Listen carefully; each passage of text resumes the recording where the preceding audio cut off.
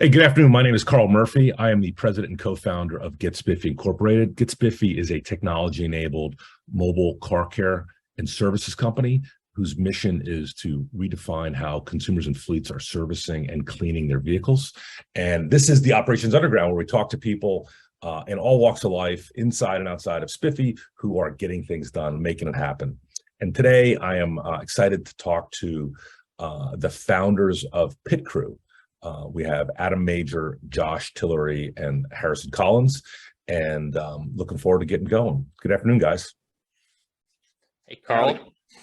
What's going on? So not much. We're talking to you, Josh, about your history. How exciting is that? Hey, so you guys are friends from Tennessee. You went to college together. Why don't one of you start with Harrison? Why don't you start with like how you guys met, and then sort of just tell us the whole genesis of Pit Crew, and it probably goes back to a solid 20 years, but it's an interesting story, and I think it's relevant today. Okay. All right, everyone in your headphones, buckle up. We'll try not to talk over each other and make this a good listening experience. But Adam and I met as young boys in elementary school. We grew up together. No joke, first met on a playground. And we originally thought we were going to be professional skateboarders. Adam believed in that dream longer than I did. As I became about 6'4" and was not flexible whatsoever. Couldn't do any of the tricks. Still not off the table for me. Yeah. So, but then eventually wound up at UT. We started a fraternity together with. That would be University of Tennessee. That goes without saying, Carl. It's Tennessee was a state before the University of Texas was even established. So. And some people call it Harvard of the South. That's right. No one says that. And like we always say, if there wasn't a Tennessee, there wouldn't be a Texas. So, anyways, as I was saying, Carl, It's the volunteer state for a reason, Carl. Yeah, we went to UT. We started a fraternity, and at which Josh actually he joined a few years later, and we all had a really strong connection. We worked at summer camp together, Camp Ridgecrest, and each of us, our friendship was deep.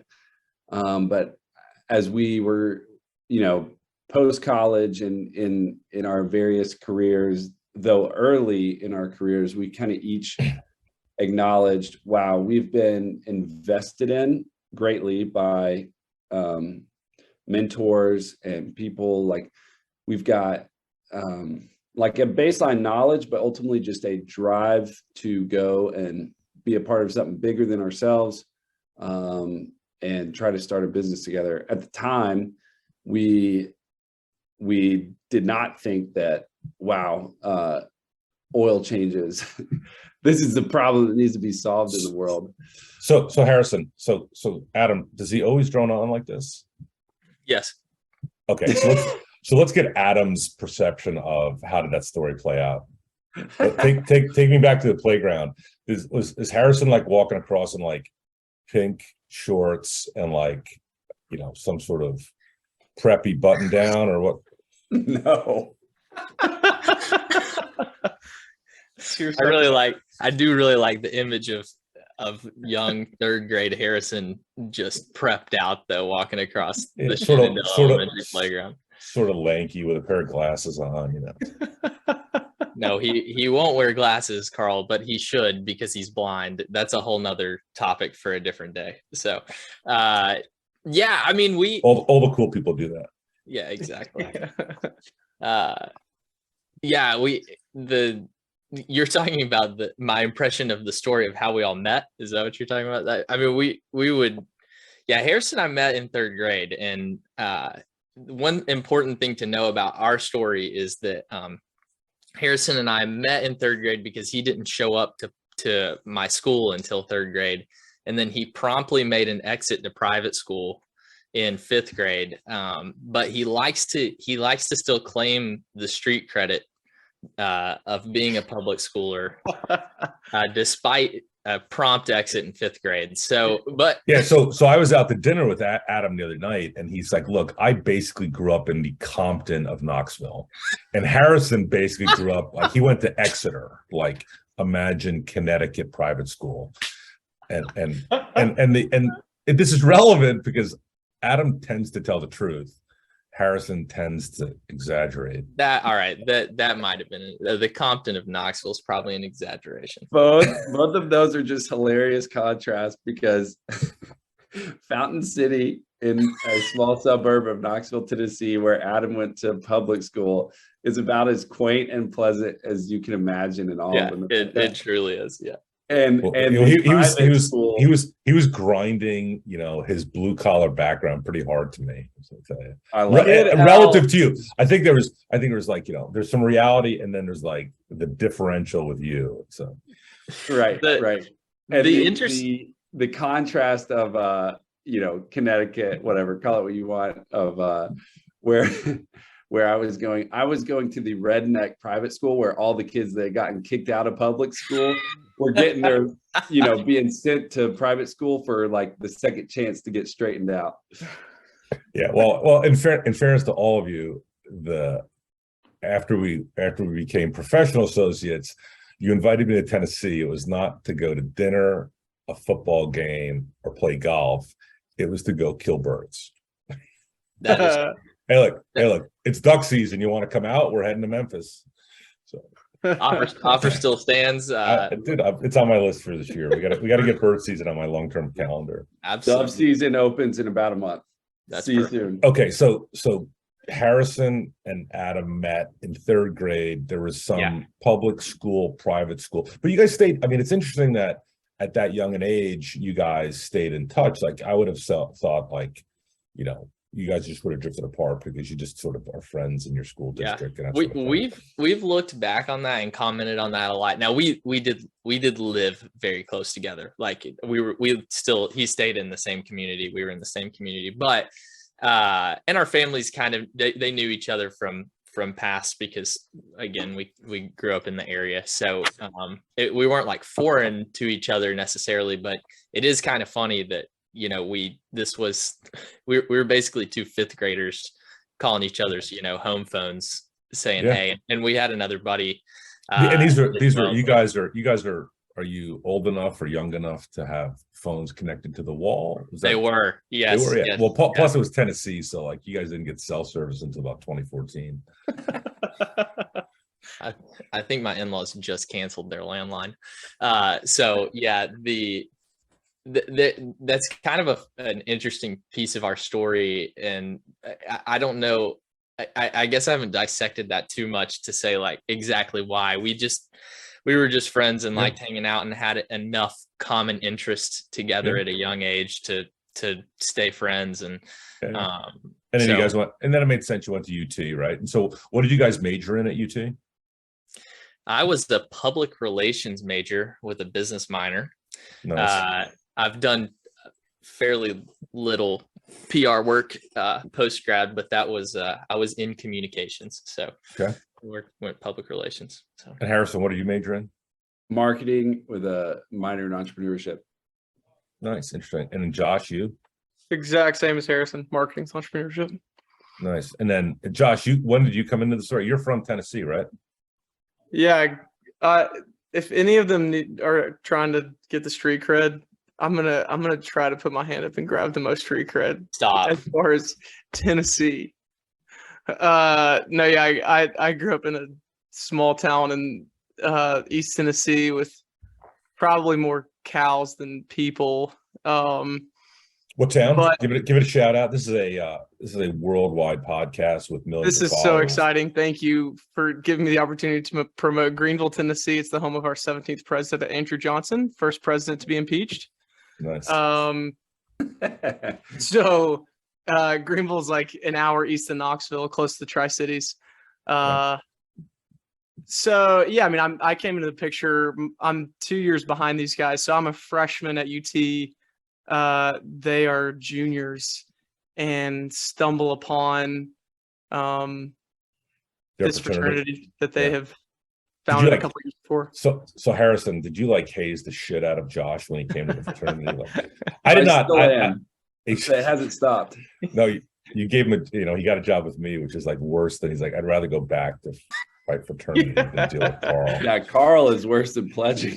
That's definitely true.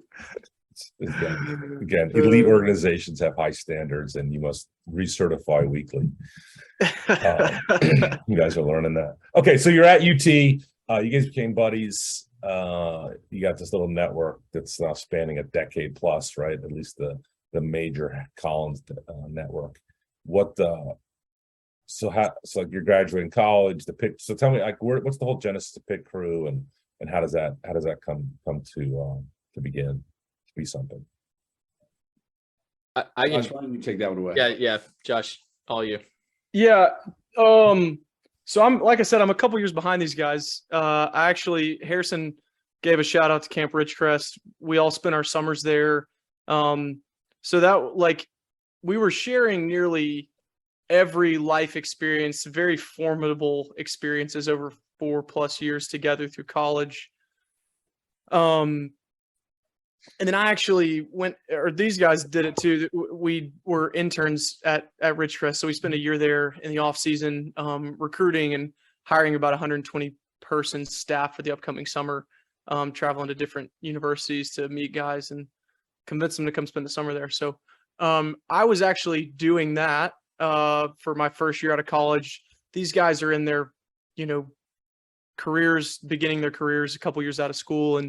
And that year was when Pit Crew was kind of the idea came about, and we began. We call it founding. Josh. That's it. Well, Founder. We didn't really. I'm struggling to get the founder story, and so, I understand it's a little slower in Tennessee. But.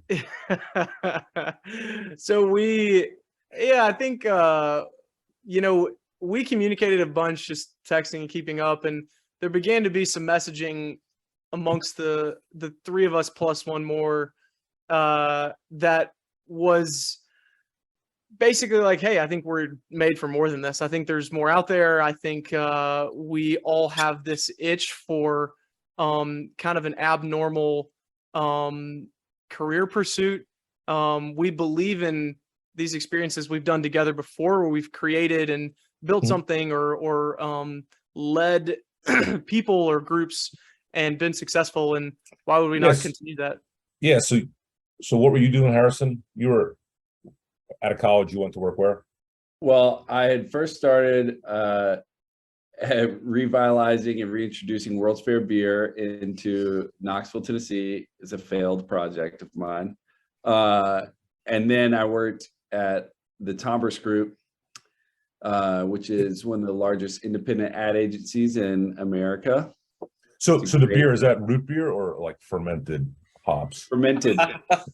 That's World's Fair beer. Interesting. I didn't know that. This, like, every time I talk to you guys, there's like another bullet point on this. Give him like an elevator history of World's Fair beer, Harrison. That's an interesting tidbit. Do you know about the World's Fair, Carl? I've heard of the World's Fair, yes, but I do nothing about World's Fair beer. So right. Well, it was a flash in the pan, but about 30 years ago, 1982, the World's Fair came to Knoxville, Tennessee randomly.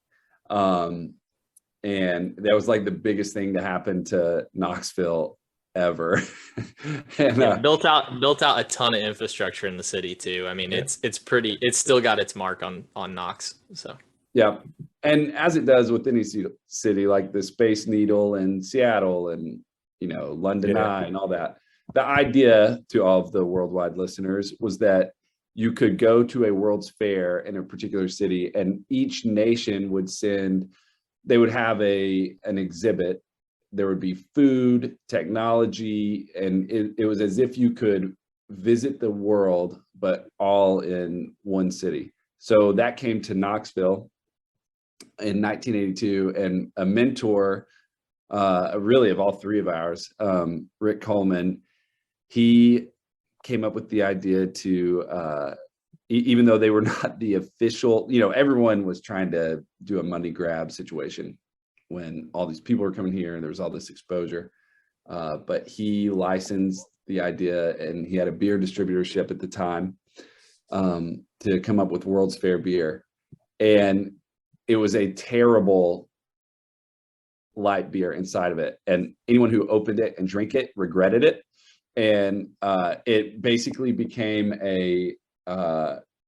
just a piece of nostalgia and a collector's item that folks would keep from the 1982 World's Fair. So at the 25th anniversary or 30th anniversary, I think it was 30th anniversary, we reintroduced it, but as a craft beer.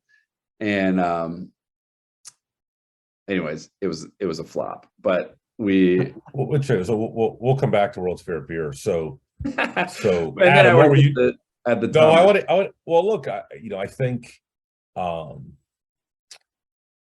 entrepreneurs often make a lot of mistakes, right? Like some people make a lot of mistakes. Some people make a couple mistakes. Going through those processes of trying to take a product and sell it to somebody is, one, I salute you guys. I salute you for doing. I salute you guys for what you do at Pit Crew, because it's hard, and then like being successful is actually harder. And it's like, I gotta go do it, and then I gotta be successful at it. I gotta string it together. I gotta keep it alive. And so, and a lot of times it's like, fail fast, fail forward, right? Like I'm sure there are some. We'll save this for later, but I'm sure there's some World's Fair beer relaunch lessons learned that you did not repeat at Pit Crew. So Adam, what were you doing out of UT? Yeah, so after it's assumed we all did the year-long stint at camp, came back home. That's right outside of Asheville, North Carolina. Yes, so you did that. You did that after college. So like you graduated and went to Ridgecrest, and you guys were like on this like mission to go bring more people down there. It was like a. Yeah. So we it's an internship program, year long. You come out, usually it's somebody who's just graduated and has been working there for the summers, which was all of our scenarios. Harrison and I actually worked there together at the same time. Did you guys like date the same girl in high school? Like it seems like everything you did, you used the same car. We're married sisters, yeah. They didn't really do that. No, Harrison did marry a camp crush though, out of the University of Florida. So camp crushes can cross enemy lines. So we did not marry sisters, but okay. We did all do that and did do that job for a year. And we were hiring staff, recruiting staff, and then ran summer program and things of that nature. So I got to do some development of what the summer would look like with the kids and with the staff. Yeah. So then run that during the summer. So Harrison grew up there. So, he's a recruiter at heart. So he never invited me. We started the story with our childhood friendship. He never invited me to partake in camp just to bring my services and labor. So I never got to come and experience it as a kid. But as soon as I could work, Harrison had me on the front lines out there. So he was too fragile in his youth. It would have broken him. It was my allergies that held me back. Yeah. Nice. So we did that, and I came back home to Knoxville after the year-long position was over. I did a stint with a development company. We did property and business development is like the fastest way to explain it. It was really an umbrella company though, had a lot of different companies under it. Cool idea. Another business that didn't really fly. I actually learned, speaking, referencing Harrison's learnings from flops, I kind of learned some things about what to do and what not to do in just watching a business operate and run. And so it was an interesting and enlightening experience, but I met a guy who ran a company under the umbrella company.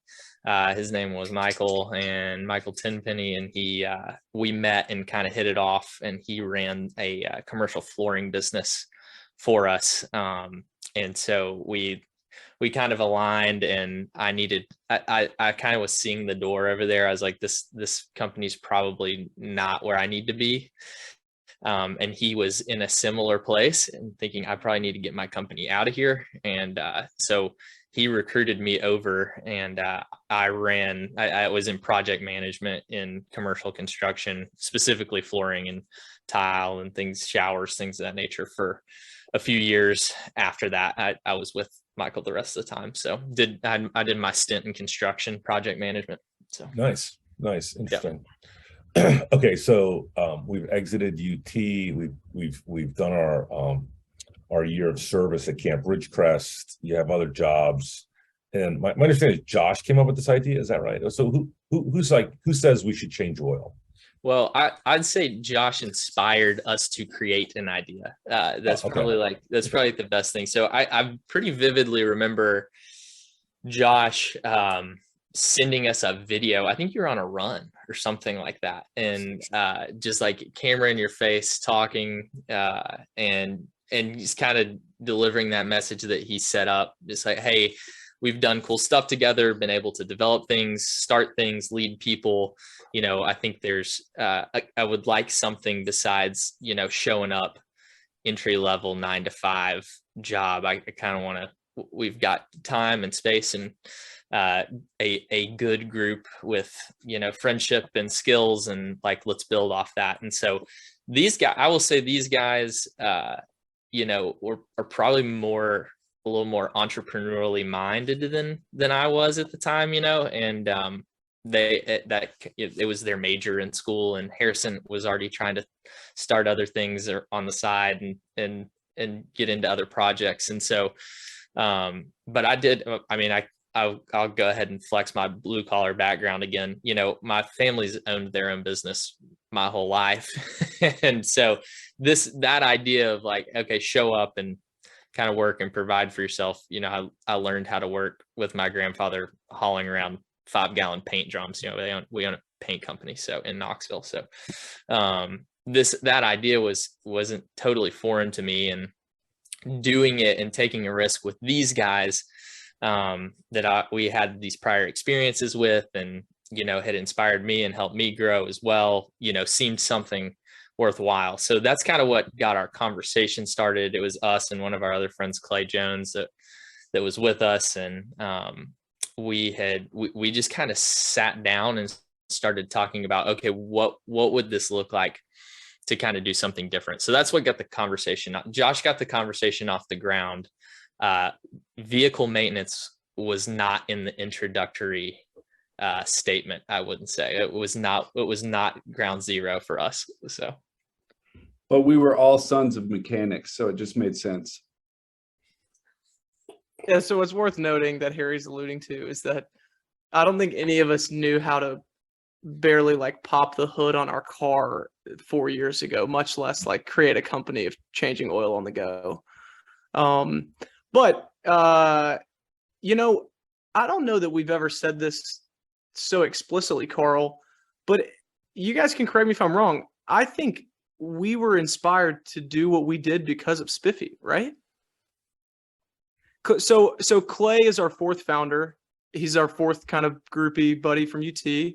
He grew up in Raleigh, Durham. He was a customer of mine, wasn't he? Maybe at Carolina, you're saying Autospa? Or you're saying I thought he was a Spiffy customer. That's true. Well, Laura did get her oil changed or her car detailed back when they lived in Raleigh. Mm-hmm. Anyway, yeah, I think it was something along the lines of Clay, drives a lot for work. He's seen mobile detailing as an option. He's sitting getting his oil changed thinking, I can't sit here, I'm wasting time. And then those two things come together to create taking oil on the go. So that in conjunction with let's break the norm, what's our idea, kind of fell in our lap. Then we begin to research and see what else is out there, ultimately finding, heck, I don't think there's that many people doing this. We, in the initial search, I think found, I would say, a lot of mom and pops all over the place, tons of people doing it locally. but no one really trying to build a brand that's clean and customer facing. It's like, Frank out of his 1986 F-150, and it's just got like a checkered flag on the door, and that's like about it. He's got some 530 in the back. But so yeah, I mean, I think believed in our ability to say, all right, if this is not out there, like, we could create it. And so then again, it just turned into, I would describe it as just kind of like one step after the next, right? Like, Yeah. it was, all right, let's research it. It's not out there. Okay. Could we create a business plan? What type of startup capital would we need? What's our equipment like? Yeah. So did you write it? Was there actual written business plan? Yeah. Yeah, we did. Yeah. Really? Somewhere. Can I call you on that? You could probably take some pointers from it. Well, so it's interesting, I mean, Scott talks to a lot of entrepreneurs. I talked to some. I used to do coaching at UNC, and I just got too busy, and I just got frustrated because it was this MBA program, and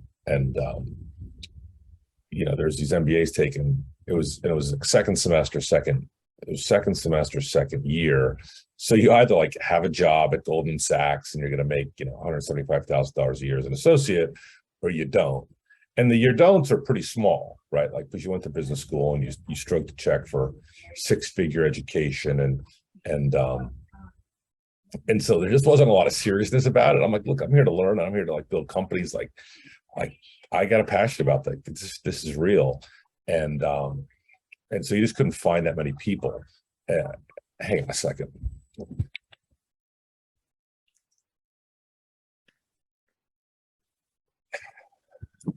Yeah, there's going to be a studio for Operations Underground that I control the fucking door to.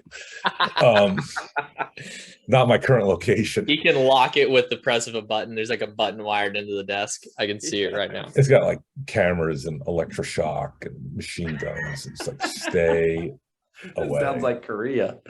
The demilitarized Operations Underground entry area. Yeah, so there just wasn't a lot of serious, in my opinion, there were not a lot of serious entrepreneurs there. And the founder, the professor was awesome. And quite frankly, I tuned a lot of my Spiffy ideas in class because I was like, I had a, $4 million note on the car wash with Scott. And, we were looking to find other ways to grow. But there's all this like bureaucracy about business plans and financial models. And I was like, look, why don't you guys go sell something before you go build a 30-sheet spreadsheet with 5-year projections? I mean, year 5 is useless if you never get out of month 1. And month 1 starts with a product and MVP. And month 2 is like, is someone going to buy? And I remember vividly talking, I got to be careful because I don't want to like rat them out completely, but it was a toy company, and they had these, they're lamenting about the difficulty of manufacturing toys. So we have to go buy a mold, and the mold's $100,000, and you got to get molds in, Shenzhen, China, and there's the time change. And I'm like, I said, what else do you guys have? Like, well, we have all these design photos. Like, they had all these pictures that were like, imagine a 2-foot by 3-foot sort of anime character, and they were like cool. Like, some people found them cool. Like, it wasn't my thing, but like, I'm sure it's somebody's thing, right? And so I said, well, hey, why don't we go sell those? Why don't you go make copies of those? Like, hey, here's an original. Because there's actually they hired a guy to like do the design work. I'm like, well, one, is he buttoned up contractually? Like, do you own the IP? Like, that matters. Yeah. And then I'm like, well, there's an original, and then like, let's do a litho and number them, and let's package them with freaking Jolly Ranchers or something. I mean, I don't know. What are the guys who buy this stuff? Because it was this weird subculture of dudes who bought these things. And so I'm like, look, those people have money. They sit at home. You can find them online. Like, it's Thursday. Why don't you try to sell all these by Monday online? Like, go put up a website, go to Squarespace, hang a freaking shingle on the internet, and go buy $100 worth of Google pay-per-click ads. If you can't sell one, I don't know that you're going to sell the toys, right? Like, so why don't you go do that? And they ultimately ended up they actually built the toy company and they sold some toys. But they thought that was like a complete waste of time. And I'm like, you want to go buy $100,000 mold and you're not willing to go sell the pictures online? I'm like, where's the $100,000 come from? Oh, our family's gonna give it to us. I'm like, well, that's your fucking problem. Yeah. So one, like it becomes a lot more real when like your checkbook empties out into said experiment, and you go from $100,000 experiment to a $10,000 experiment to a $1,000 experiment to like, how do I spend $50 doing this? And so it's interesting. So now you guys, you at some point you come up with the name Pit Crew and you're like, we're changing oil. Josh, you're like, hey, Carl, can I cliff note that real quick? Because yeah, go ahead. What you're saying is very applicable. Like I can accelerate the story a little bit. So to cliff note the thing, it's like, we want to do something together. A buddy had a problem. I got to sit in the shop today and get my oil changed, but I've got 1,000 other things to do. We start looking around, don't find that really on the level that we think like, oh, we couldn't enter this market. Right. So we sit, yeah, like Josh said, we saw you guys early on. And I think at the time, I remember talking like, oh, there's this company Spiffy, but I don't know that I think that we thought you guys were only doing wash and detail. And maybe that was all that was consumer at the time. People still think that today. Yeah. So maybe it was bad research. Yeah. So, Grayson, are you listening? But yeah, so we're like, okay, here's a mobile service provider. Like this is going on. We start doing some other research. We find like oil pump systems, things that seem like, oh, we could buy this. And like we don't have to, because at first we were basically wanted to develop the van factory, right? So like we were like, oh, we're gonna custom put all this stuff in. We're like, well, that's way too hard. So we found some things you could buy, get installed in the van. We're like, okay, this has got some legs here, right? And so the next thing we do is, because we've got the business majors right here, we did develop some sort of a business plan, and it would be interesting to look back at now and just see like probably how big of a whiff that whole thing was. I'm sure Harrison's got it saved somewhere away, but we go and start pitching a deck to some like friends of family, right, that have some money and are looking to park some money and stuff like that. And so we drive to Josh's hometown, Greenville, Tennessee, and meet in his father-in-law's bank and, try to pitch these guys that just sold their business and are looking to park some money somewhere. And basically the message is exactly what you're saying. It's like, well, what have you sold? And we were like, well, we haven't sold anything. We're a couple of, early 20s, mid 20s guys. They're like, hey, we think we've got a really good idea and we want a bunch of money to go do it. And they're like, well, why don't you try to prove the concept first? And so that's kind of where our origin started, is like, we were like, oh, we've got this great idea. We got a business plan. Let's go raise some money. And everybody was like, well, they're like, well, Jim do this. Firestone doesn't do this. Like no one does it like this. So why do you guys think this will work? And so they were basically like, go prove it to us and come back. And so that was sort of where we got some direction, and probably could have used your advice on the early end. Probably would have saved us a few months and some painful sales pitches. So where'd the first money come from? Do you guys, was it your own money? Like you guys sit around on a Saturday night and like, okay, I'll show you my account if you show me yours. We all donated a bunch of plasma, and no. I'm short one kidney. I got 10 grand. It was a kidney. All right. Let's hang out and get a quick story for Carl. I think you'll appreciate retrospectively. Josh, the point is quick story. I thank you for saying that. Quick story. From the bank. One, how much money did we ask them for? 500,000? Say again? I think like $500,000, maybe. Yeah. Which there it is. That's what I wanted. Was a good laugh out of that. Yeah, it was great. So much money, and we had nothing. Hey, so funny story. Like, so Scott and I, like, when we tried raising money for Spiffy, like, we have 2 operating car washes that are generating a couple $1 million in revenue. They're throwing off cash, right? A little bit of cash, and they're like, we're like running the business. Scott's on his 3rd company. And so we tried to raise money locally, and we asked for 500 grand, and like basically sort of got laughed out of the room. They're like, we're not investing in a car wash. And Scott's like, yeah, it's not actually a car wash or some vision. He's like, it's a car wash. And like, yeah.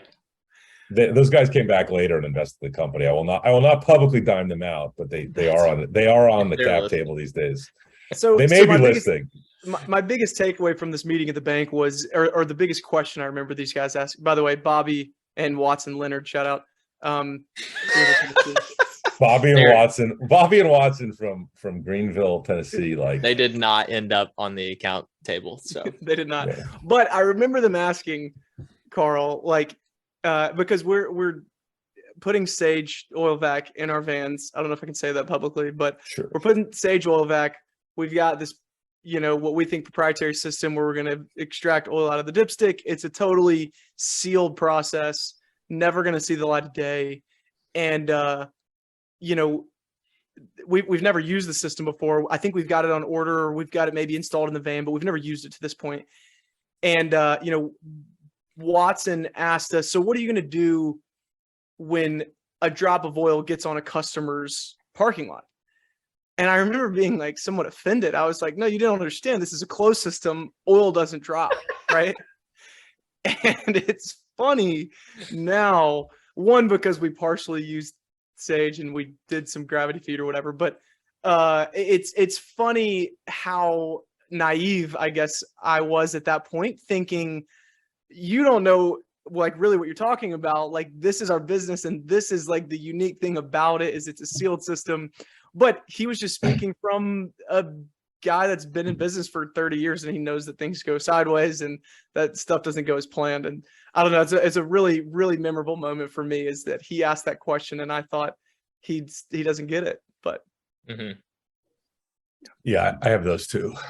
Well, there's like operational reality. Like, again, just start, right? Like, I used to talk to these guys at UNC. I'm like, well, and so there's like this coaching class, right? And so you come and it's like 6:00 at night. And I'm like, so first question, are you guys serious? Like, are you going to build a company, or is just like 3 credits and like it's pass fail? And there's like a pause. If you got a pause, that means like it's not serious, right? Like, the tell, like, dude, I'm like, at the time, probably 40. I'm like, okay, you're either going to tell me the truth or not tell me, or spin some shit, but you're not going to do this. Yeah. And then other guys come in, then you run into the odd Josh Tillery, who is like ignorant of the reality, but full of passion, piss and vinegar, and ready to set the world on fire. And, Scott and I like love those guys. What I found, the thing I learned from Scott is, okay, let them go spin their shit for like 6 months, lose all their money and need a job. Yeah. Then we hire them. I was like, look, dude, hey, how'd it go? Oh, fucking broke. So dude, what'd you learn? He's like, oh, customers are difficult, and that marketing thing is hard. And I thought Google was easy. And then I forgot to put a limit on my account. I spent $5,000 one weekend, and like, awesome. We have like a dozen jobs for you. Would you like to come work for us? Yeah. And Great we have experience. it's like spend your own money and your own sweat, and like you learn very quickly like what's worth my time. I talk to people today. I'm like, look, I don't think this is the wrong way, but it's not worth my time to come over there because I just don't have a lot of time, right? And so and it just becomes an efficiency thing. And when you're building your own company, it's just like that. And so I have like 5 stories a year for the last 20 years. I'm like, right. I in fact should write a book about it, but in case we could collab a book, put Josh's face on the cover of it. So, okay. So you didn't raise any money. You bought, you guys got, okay. So fast forward, because people are listening. When did we meet? So you guys, you started in Knoxville, you expanded to Nashville, and then when I showed up, you had just gone to Memphis, right? Yeah, correct. And so you guys had been in business. What year you started generating revenue? What year? 2018. Year 1, 2018. 2018. Great. Okay, Harrison, what is year 1? August 2018. The year of our Lord. Insert a 4-digit number. 2018, August 2018. Okay, cool. So then, so Spiffy had been around since, publicly sort of as Spiffy, 2014. We had sort of spun a year or so as Carolina Auto Spa Mobile before that. So it's very possible there was some crossover there. So tell me about just like, let's quickly, like Adam, why don't you tell me like 2018, because we met you guys in, well, the 20. deal closed in September 20, right? Yep. September 20, 21. 21. I'm sorry, 2021, right? 21, Yeah, September 2021, right? Yeah, so you guys lived through the pandemic, which is like rock solid. Although you say there was no pandemic in Tennessee. Right. It was Yeah, it wasn't recognized publicly in Tennessee. No, go to work, go hunting, just like it's fine. Some guy's got a cold. Grandpa died, and one of his neighbors has a cold. So tell me, give me a quick sort of evolution of trucks, technicians, and customers, sort of product evolution from August 18 to September 2021. Yeah, I'll tee you guys up on So this. basically 3 years, right? So you guys three, because you're doing, so you started zero, you were doing $1 million a year when we showed up, right? I mean, you're doing 80, 90,000 a month pretty consistently. As of 20, again, having powered through the pandemic, like no small task. Like a lot of folks went sideways and stopped in the pandemic. So just give me just for the listeners, like how many people in trucks and how did that evolve and how you guys thought through that? Well, the strategy post getting shot down on raising money was we're going to bootstrap this thing. So it was, our money. We brought in one other partner, Jake Scrimshire, Harrison's brother-in-law, who was a little bit more senior than us, had done some successful projects and helped us out, financial guy. So got a little wisdom on the team, and then put Josh Tillery in a Ford Transit 250 with a little Sage Act system and said, "Go get it, buddy." And and so for the crowd, right? Was that a new Transit 250? Did you guys buy a new one? Yes. Well, we got some disagreement. Well, it was either new or it was pre-owned, but we financed it. It was you financed it, right? So you're spending $500-600 a month for the van, and then the Sage system those things are about 10 grand. Is that right? 10-15 grand. Yeah. I think our first one was just under 10 or somewhere around in there. And we ended up getting a bigger one over time. This was our smallest. It's still around also. It's in Memphis, Tennessee right now. So. I know. I'm well aware. I'm not proud of the fact that I paid you for it. I actually own that. It works great. The guys use it every day. To all the listeners, we absolutely hoodwinked Carl into buying these Sage systems. Yeah, we'll get to the story about Carl's opinion of pit crew in a second. Oh yeah. And so no, but I think for entrepreneurs and young folks who are listening, you basically start with one truck. So a $40,000 truck, you finance that, $1,000 down, and so a $1,000 down, and then you basically put $20,000 worth of equipment in. Did you finance the equipment also? We weren't able to at that time finance the Sage system for whatever reason. We each put in, I'll give you hard numbers. We each put in 15 grand. And so really? Solid. It was pieced together, borrowed, sold for services, all that stuff. Yeah. Yeah. So for sure. At the time, that was no small thing. We're each young in our careers, having like first baby, whatever, and it's like 15 grand. Look, there's not a lot of 25-year-old Americans who could come up with 15 grand. Let alone find 3 of them that have 45 and want to work it off. So I salute you on that. It's find it, raise it, scrape it together. Which that gave us what, like a 6-month runway, we kind of said at that point. This was the, we weren't going to whatever it is, Sand Hill Road and working with venture capitalists. This is the poop or get off the pot moment. Yeah. Josh, go figure it out. While we were at the bank in Bank of America setting up our bank account, we told our banker, at this point we had built the website, which I had built, like it was all functional through Squarespace, but everything was live, but we hadn't marketed anything. We hadn't told anyone about it. And so we weren't worried about anyone booking on it yet. We tell our banker, we're opening an account, we go put our money in it. This is what it is. And he's like, "Oh, great concept. I'm going to book a service with you guys." And we're like, "Oh, cool." Thinking that that'll never happen. But he booked it immediately for the next day. And Josh doesn't even know where to get filters. bingo. Legit. Yeah, right. And Let's emphasize that not only did he book an oil change with an add-on of a wiper replacement. So fast forward 24 hours, I'm in the parking lot of Bank of America on YouTube, how to replace wiper blades. No clue. Yeah, no, Right. and I'm sure there was no property manager approval to come on site and do maintenance. No. Not Yeah, even close. It's better to ask forgiveness, Carl. Yeah, dude, I look. That will be engraved on my headstone. And all of you will tell stories about the forgiveness that we begged for along the way. Right. Okay, so we started. First service was a banker, solid, nice. And then many. It was very consumer oriented, similar to Spiffy early days. It was built for that, and that was like what we thought we were going to change the world with was, working professionals, stay-at-home parents, college students. Like, let's remove the inconvenience of getting your oil changed. And so a lot of the first folks had the same last names as us. It was very fun when we all got the email notifications when people would book appointments. So it was really fun when we'd text each other. we're going to go see Aunt Millie. Yeah. Oh, that's Aunt Millie's boyfriend. Josh is the only one on payroll at this point. Like the rest of us, it's like, the evening project or whatever. For a whopping what salary annually? I don't know. $15 30? an hour, probably. 30 grand, 35 I grand. I think think we paid him 30 grand a year. I think so, to run the business. Really tough.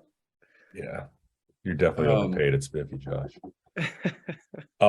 So excellent. So who came in next to the business full time? Like, you guys dropped off. I mean, when I showed up, you're all full time, right? At least that's the story you told me. Yeah, Harry, give him the evolution.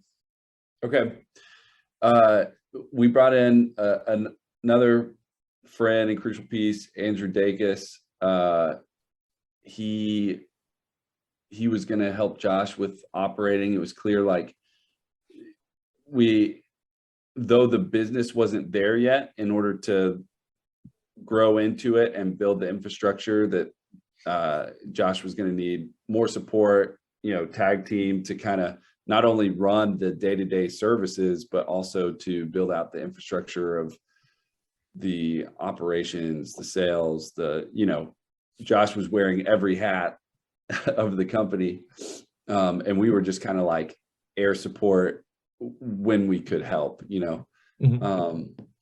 We got an early technician.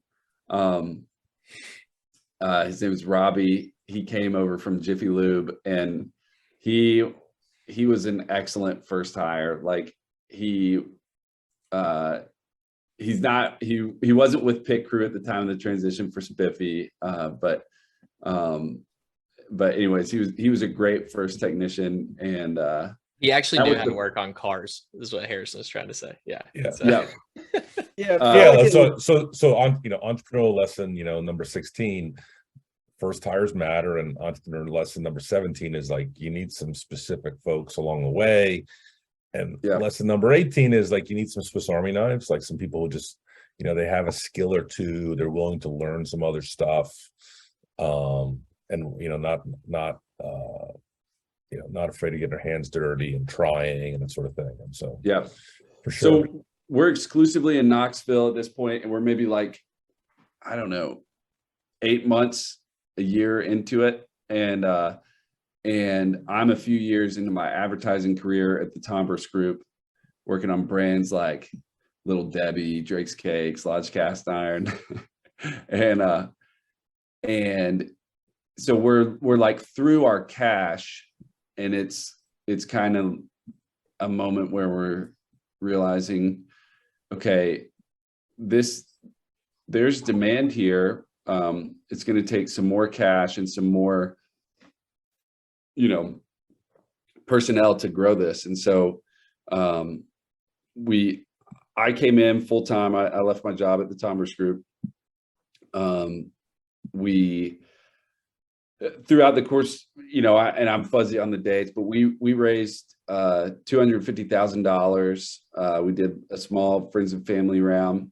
Did you guys price that, or was it debt? No, we priced it, and so they got their shares, and they got a decent payday when Spiffy bought. Yeah, entrepreneur lesson number 36: don't price your own rounds. It's always a bad problem, but that was another layer too. It's like, okay, so you put your own money up to start the business. That was a leap of faith. And then you kind of get through that first wave. There's like proof of concept, but okay, for this to be anything meaningful, it's going to take more cash. And then you start getting your parents' money involved. You get your successful friends' money involved, and now like you see their faces every time you're out there like doing an oil change, and you're thinking about like the days when you're like, I want to give up on this. This is like, there's easier ways to earn money.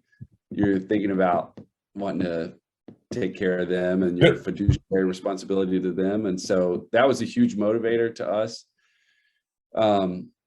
We expanded into Nashville. Josh and Andrew both moved there to run that. There was lots of opportunity. Nashville's just growing bonkers every day. And so around that time that we got going in Nashville, we got the phone call. I'll never forget. Adam and I were on a service together. I was gonna say I had come into when Josh moved to Nashville. Josh and Andrew moved to Nashville to kind of run sales and ops over there, if you will. I came and joined Harrison in Knoxville, so that's when I came on to the company. So that was sort of my entry in. So I quit my construction. And you guys are changing oil, right? I mean, like you're driving a truck and changing. Oh oil. yeah, a lot of changing oil. Yeah. And for the listeners, like Adam is like he presents as sort of clean cut college boy. His mechanical skills are quite good, which has been surprising to the rest of Spiffy. Like, hey, the major kid can actually like change oil. I'm like, dude, those guys actually work pretty hard. It's like, yeah, but they all have like nice shoes and they wear khaki pants. Like, so nobody in automotive wears khaki because like you walk past an engine and you get dirty, right? And so it's sort of like the mechanics. It's this unwritten thing. Like if they have sort of the black Dickies, like that guy does work, and the guy in the khakis is like a service writer or just some dude, right? And so, but all of, in fact, street cred for all three guys, like they're good at the execution of the tasks. And when we bought them at Spiffy, I think there was some question about that. Like I'd come to Tennessee with a couple of my guys and like, hey, are these guys any good? Are they for real? Like, Carl, what the F did you pay for this, and why am I here? Sort of conversation. We'll talk about that. We gotta put a pin in the road trip, the Tennessee road. But we're trying to get to the acquisition, and you guys are, turning this into War and Peace. So yeah, that's what we do. Yeah, for sure. So maybe just as one milestone moment that maybe before we get to Memphis into the acquisition part was, Adam and I were on a service together, and we were in a hurry, and we were both, I think I was rotating the tires on an interstate mechanical truck, and he was changing the oil.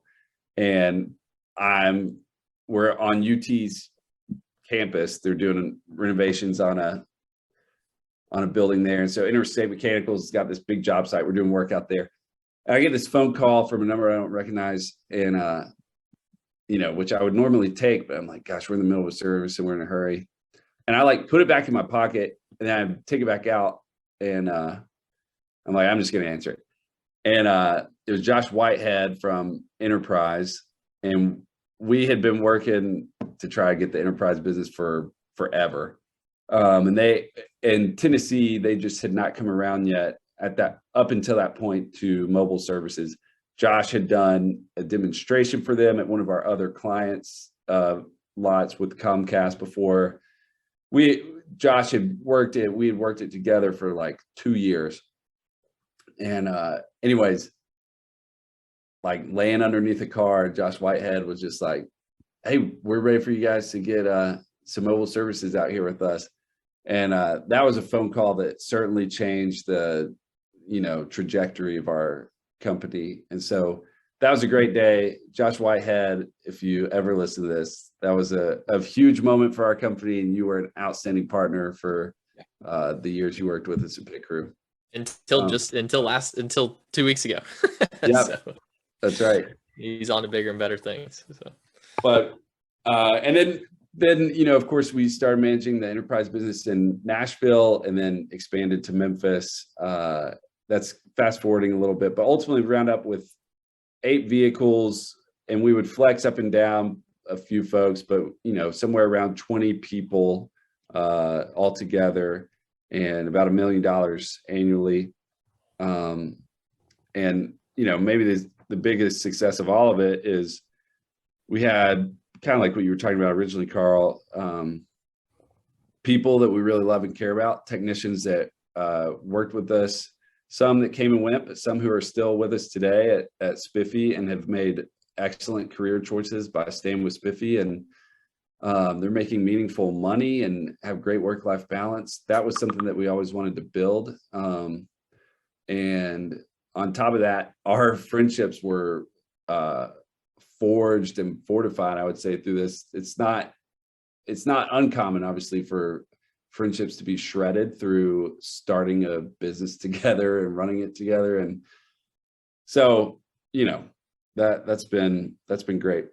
So yeah, acquisition time, you guys should probably take over. Yeah. So was that Adam or Harrison? And how did that whole thing go down? Like there was a bunch of communication before I got involved. That's Harrison and Connor. You can keep rolling here. Did you? Yeah. So Harrison, tell the story. Originally we thought, man, Spiffy does really great work.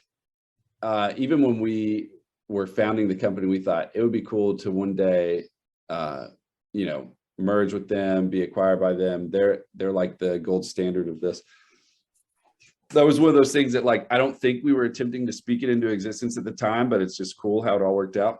And so I filled out a franchise inquiry form with no intention of franchising with Spiffy, but wanted to see what sort of free information you were giving away. And so I like not much is the answer. So if you're not serious, don't fill it out. But Harrison found it out.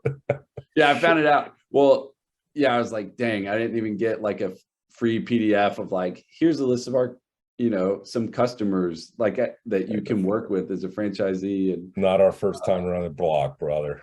or rates or anything like that. But what I get instead is a calendar invite from Connor Finnegan. And I'm like, oh boy. I'm like, this will be interesting. And it was like the first 10 minutes of the call was kind of a chess match. Who was gonna like actually reveal the point of the conversation first? And eventually he was like, you're not actually interested in franchising, are you? I was like, no. But I am interested in your company. I mean, we think a lot of you guys, and we're in Tennessee, and I don't know, maybe there's something interesting there. And so it was just kind of like, that was all it got left with at first. But then communication kept up, and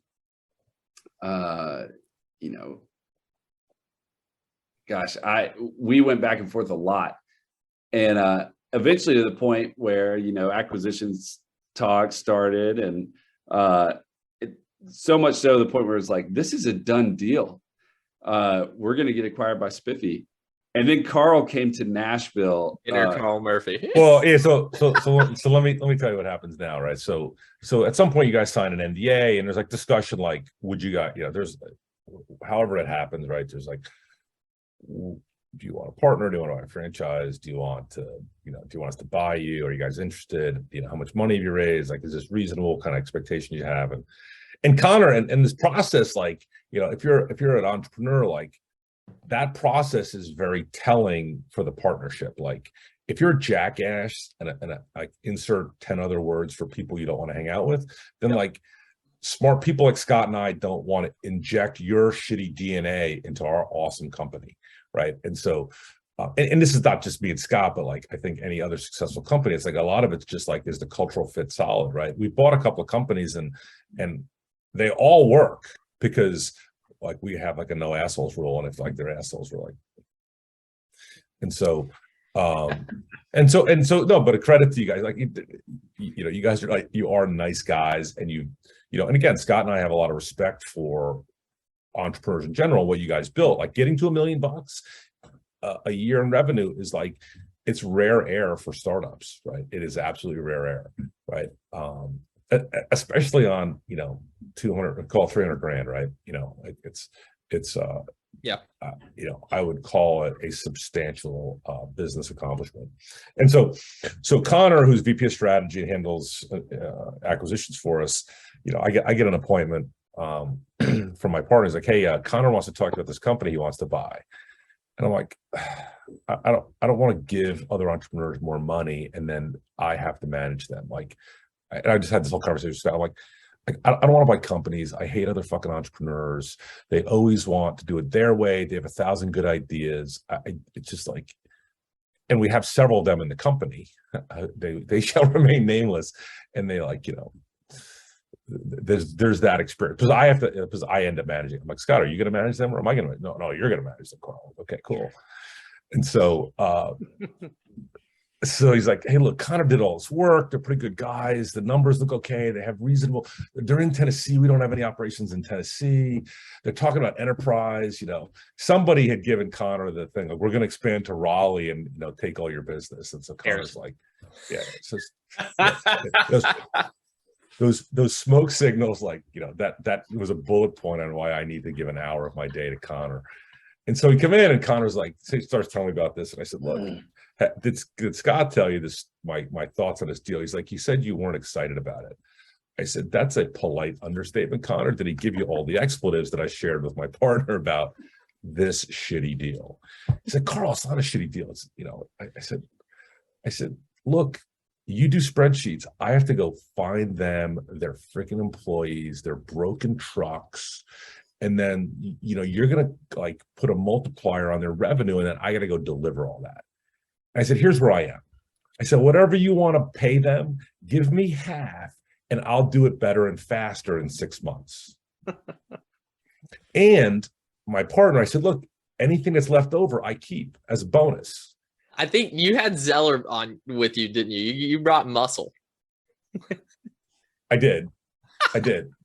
Well, because like we had to give you cash, and it like affected some of the stuff we wanted to do with him. And right. And so Zeller's one of the other entrepreneur founders who built a very big company that like works for me that I have to manage, and you know, and he's excellent and he's great, yet like managing another entrepreneur is like a challenge. Like I'm not employable. Like managing me is a problem. Like I'm gonna like make it here, or like I'm gonna pack up all my stuff on my Surly bicycle. I'm gonna go live in a tent somewhere because that's sort of what my future is. And so Connor looks at me like, he's like, "Are you serious?" I said, "I'm fucking dead serious, Connor." And Scott's like, "He's serious, and we're not doing it." And I'm like, and he's like, "We're not doing it because you're probably going to be successful at the expense of the rest of the company." He's like, "I know how this works." I said, "Well," I said, "I might have moved to Nashville and done that, but you know, Zach and I would." The backstory is Zach's best friend from Indianapolis is in Nashville. His like daughter is a singer, and Zach and I are like, "Dude, we're gonna go change oil in Nashville and crush it." And they're gonna be honky tonking at night and changing oil during the day. Yeah, that there was a little bit of discussion about that, and you know, of course, Scott's like, I'm not giving you the money, and you're not doing that, and you have other things to do. And can we get back to the agenda? Point 3, you know, this. And I said, you know, so there was like, you know, so kind of had all these assumptions, and I'm like, okay, bring up your spreadsheet. Let me like pick through this like the C, you know, project it is from college, right? You know, and I'm not normally like that with Connor. He just kind of caught me at the wrong time. And it was like afterward, I don't think I ever told Connor this. Connor and I have a great relationship, but afterwards, Scott's like, "Dude, you're sort of an asshole to Connor." I'm like, Connor wants to spend a lot of money and I don't really want to spend it. And then even after, if I could get over spending the money, I have to go execute on this shit, right? And like, I got a lot to do. And again, Yeah. I'm back to like, just give me the money. Like, you want to go spend it, right?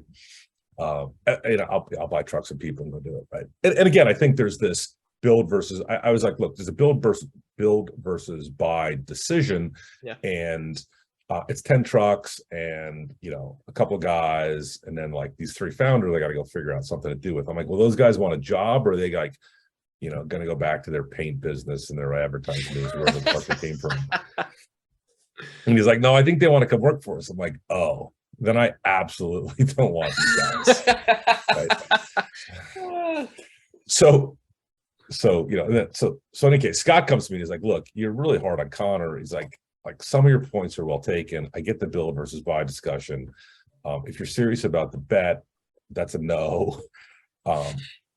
He's like, just let's talk about it on Monday. Let's go to lunch or whatever. So we go to lunch. He's like, well, what do you want? You want to go to the Chop House, which is like the steakhouse, He's like going to buy me a steak and a beer and, get me 2 beers in to say yes to his plan.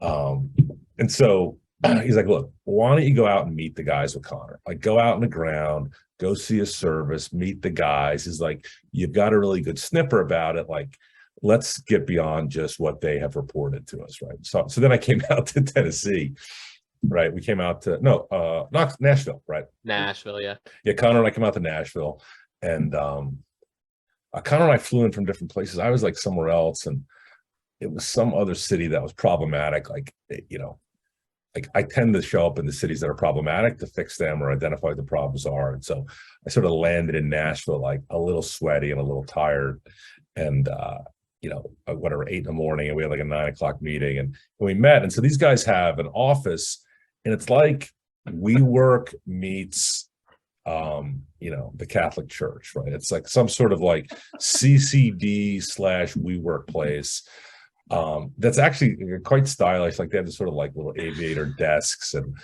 some whatever, but it's like a Yeah, isn't it like, oh, it's owned by a church, but it's a co-working space. Yeah. And it's in sort of this like industrial section of Nashville. Like you can sort of see the stadium, but like you're not near the stadium. It's like I was driving around and Connor's like, this is the address. And I'm like, just stop. Let me get out and start knocking on doors. And Connor's like, where are you going? I'm like, I'm gonna knock, dude, this is what I do. I knock on doors. Where's the client? And so like I walk in and I saw one of you guys and I'm like, come on in, Connor. We're in the right place. To the point of Lifeway Church and oil change.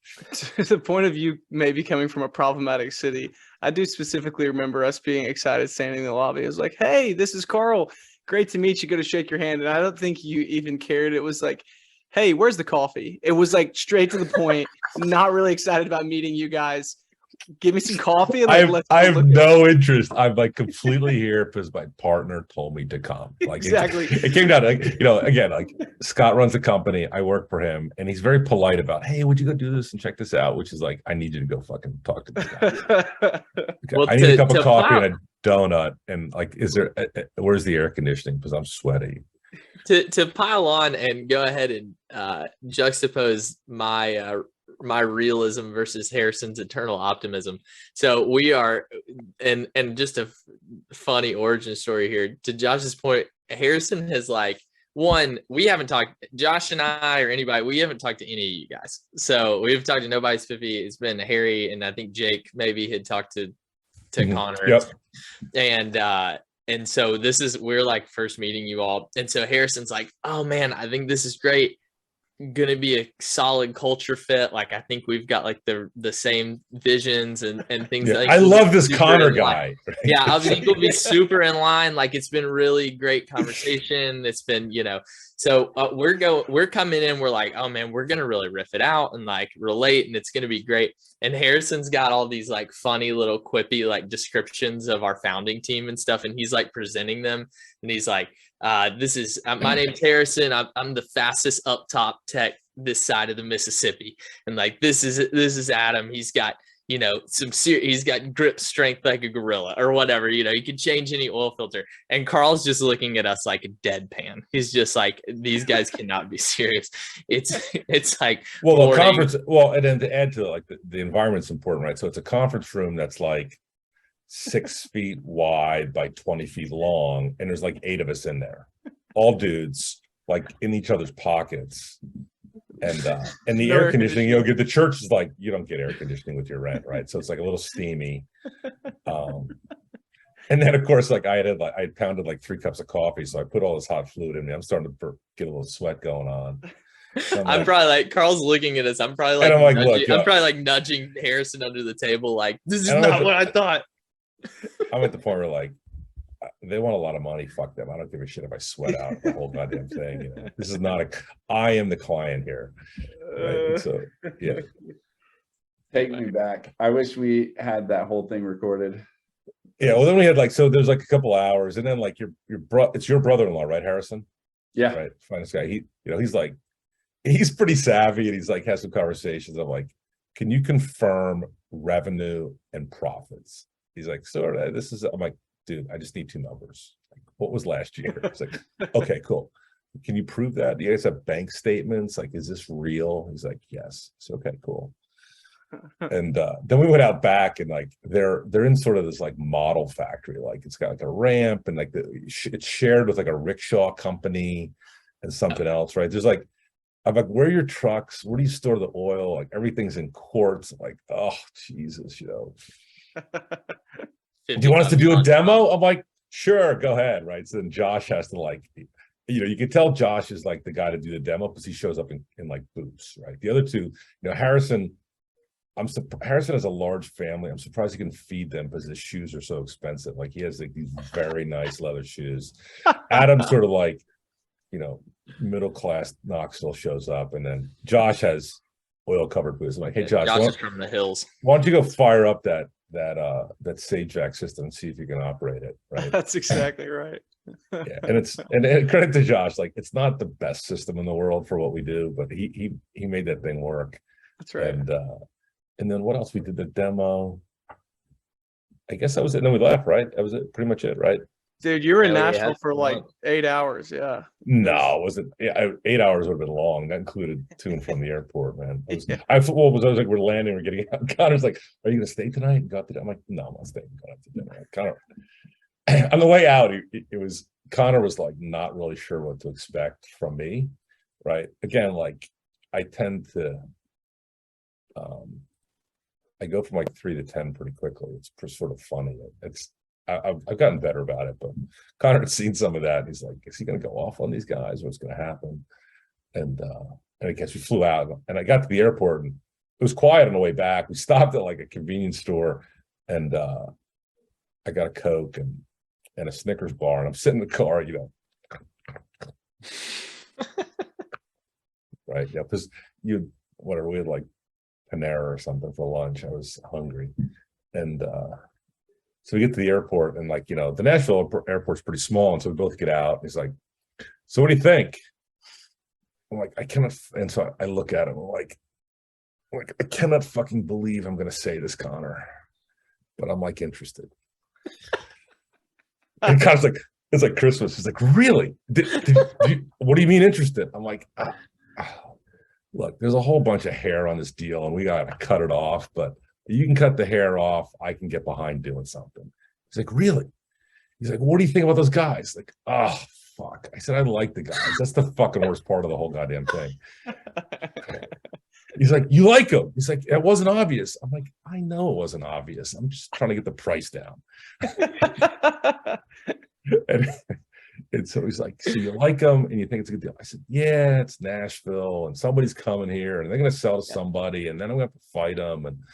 And so there's like, I said, let me think about it. We'll go do something. Let's have a meeting, whatever. Give me a day or two, and we'll put together some feedback, right? And so I get through security, and I call Scott, and he's like, hey, how was it? I'm like, he goes, I hate to fucking say this. He was like, I was right, wasn't I? I'm like, yes, you were right, Scott. That's why you're the fucking CEO. You were right. What do you think of the guys? Are they going to be a problem? You know, I'm like, no, they're going to be fine. Like they have their shit together. Like, I like it. It's like, I'm like, he's like, you had a good visit, didn't you? I'm like, and then he likes to pile on and like pour some salt in when he's got me sort of like jacked up, right? And so Jesus like asked me like 20 questions, and he's like, Great. I'll tell Connor, yes, let's get it done. Got to grow. And Connor comes back. He's like, what'd you tell to Scott? I said, I just told him yes. And he's like, so that had to be like June or July, right? And then it was maybe a month or so. We ended up closing in September. Yeah. Okay. So then there is the road trip, right? So then we go through negotiation, pricing, trucks. What are we going to pay for all this crap? There's fun. I didn't want the HVAC systems, and you guys charged me for those things. And I'm like, Connor, tell them to rip that shit out of their trucks and leave it on the side of the road. They can sell it at an auction or a flea market. I don't care. I don't want it. And Scott's like, don't do that. Just pay them for the stuff. Like Scott, like when he decides to go do a deal, he's very like reasonable and fair. He's like, don't tell them to rip their trucks apart, Carl. And I'm like, okay. So in any case, so now we're like, it's closing, right? And there's some, money back and forth option, whatever. There's like machinations, which I am incredibly appreciative of Connor and Wes, our CFO, finagling and managing. So they're doing that. So it's like, well, what's the takeover plan? I said, we're just going to go to Tennessee and take a tour. And Connor's like, what do you mean take a tour? I said, we're going to fly into Knoxville, rent a car, and we're going to drive to Memphis, and we're going to see everything. I think that was pre-close, wasn't it? We did that before the deal, didn't we? Was it? Yeah. So we were still very nervous about you coming and getting in the car with us for 6 hours. Well, because I made such a good impression the first time. Right. Well, you did. To your credit, like around lunch, you started talking to us and telling it. We talked about bikes. Yeah, we talked about biking. Yeah, don't. Yeah, it wasn't. Yeah, again, I look. I fully admit, by the end of the day, like I was like, they're good dudes and they built a good business. And again, I'm telling you, I have tremendous respect for people who can go build a business that generates $1 million a year from nothing, with not a lot of money, and like you knew nothing. Like I think again, having done a little of this myself, like starting from nothing with nothing and zero fucking knowledge is like cold start. Like that's for real. And so I was once I realized that, and again, like you sit down with someone, you look at the numbers, you can meet them, you can sort of tell, is it for real or not? And it's not, I was sort of like, is it, I sort of felt like you guys were doing $100,000 a year, not $1 million a year. It was all smoke and mirrors. Yeah. Because I've had a couple of those experiences, like, you go talk to some people and it is smoke and mirrors. They're like, dude, there's like nothing here. Right.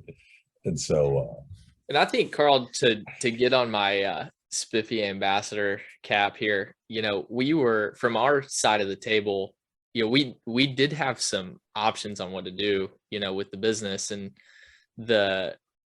we've kind of talked about some of those elements already. So it was like, we were able to kind of make a decent amount of progress with not little money. And so, but already kind of felt like Harrison was talking about, the responsibility of having, your parents' money and your friends' money and, whatever else, and what that meant and the weight that carried. And so, we were kind of at a crossroad anyway, where we were like, okay, what does the next step of this thing look like? Because we've got something, we've got some good big clients, we can like kind of operate this thing, are we going to just have it as a little Tennessee business, or are we going to go and take the next step? And that's kind of where Spiffy came in. I mean, we could have, the other option that we were working on simultaneously was like, okay, well, we're going to go raise $1 million now, and so that was sort of would it have been hard to say, but that was kind of what we were looking at, is do we go ahead and,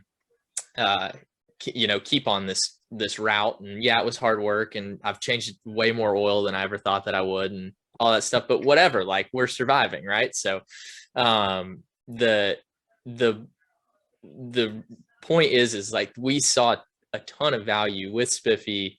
Harrison, like I said, had sold us in on, I think we'll be aligned, culturally and stuff like that. But I mean, really, we came in and we're like, which is true. 100%. Yeah. For all the trash I'm talking, your culture as a company and your culture with your team was very similar to Spiffy. Well, and that's what we kind of saw from the other side, is like, okay, Spiffy does it the right way. It's a fantastic option for how to take what we've grown and accelerate it. It's an awesome option for our current employee base to build careers. You know, we can offer them more through Spiffy.